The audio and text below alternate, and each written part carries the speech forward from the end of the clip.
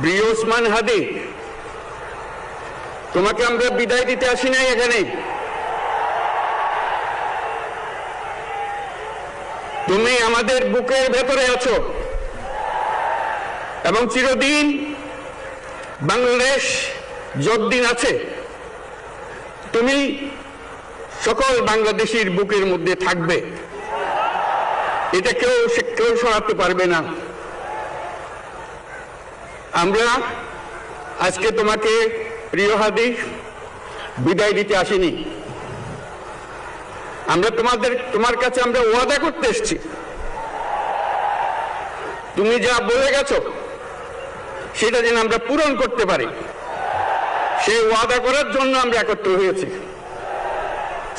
সেই ওয়াদা শুধু আমরা নয়, পুরুষানুক্রমে বাংলাদেশের সব মানুষ পূরণ করবে। সেই ওয়াদা করার জন্যই আমরা তোমার কাছে আজকে এসেছি, সবাই মিলে যে যেখানে আছি।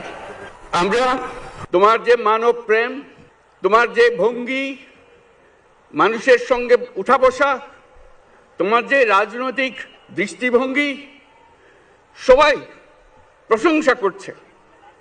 সেটা আমরা মনে প্রাণে গ্রহণ করছি, যে এটা যেন আমাদের মনে সবসময় জাগ্রত থাকে, আমরা সেটা অনুসরণ করতে পারি। তুমি আমাদেরকে এমন এক মন্ত্র কানে দিয়ে গেছো, সেই মন্ত্র বাংলাদেশের কেউ কোনোদিন ভুলতে পারবে না এবং এই মন্ত্র চিরদিন আমাদের কানে বাজতে থাকবে। সেই মন্ত্র বাংলাদেশের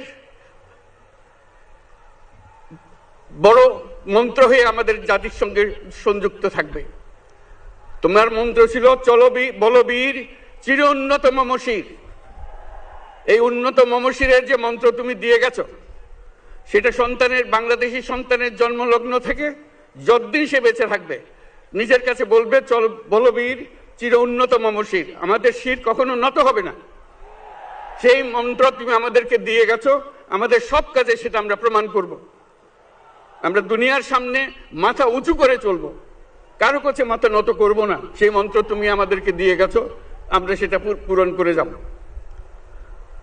প্রিয় হাদি, তুমি নির্বাচনে অংশগ্রহণ করতে চেয়েছিলে এবং সেই নির্বাচনে অংশগ্রহণ করতে গিয়ে নির্বাচন কিভাবে করতে হয় তারও একটা প্রক্রিয়া জানিয়ে গেছে আমাদেরকে।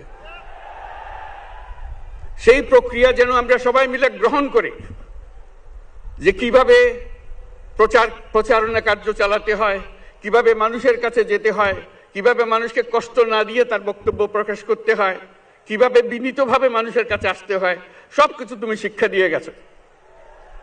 আমরা এই শিক্ষা গ্রহণ করলাম, আমরা এই শিক্ষা চালু করতে চাই। আমরা সবাই আমাদের জীবনে আমাদের রাজনীতিকে এই পর্যায়ে নিয়ে আসতে চাই, যাতে হাদি আমাদের জীবনে স্পষ্টভাবে জাগ্রত থাকে। হাদি, তুমি হারিয়ে যাবে না, তুমি কোনোদিন কেউ তোমাকে ভুলতে পারবে না। তুমি যুগ যুগ ধরে আমাদের সঙ্গে থাকবে, আমাদেরকে তোমার মন্ত্র পুনঃ পুনঃ মনে করিয়ে দেবে, আমরা তোমাকে মনে করিয়ে দেব চলবীর উন্নত মমশির। আমরা সেই মন্ত্র নিয়ে আজকে সামনের পথে এগিয়ে যাব। তোমাকে আমাদের সবার পক্ষ থেকে তোমার সঙ্গে ওয়াদা করলাম, আজকে তোমাকে আল্লাহর হাতে আমানত রেখে গেলাম। আমরা সব সময় তোমার কথা স্মরণ রেখে জাতির অগ্রগতির পথে চলতে থাকবো।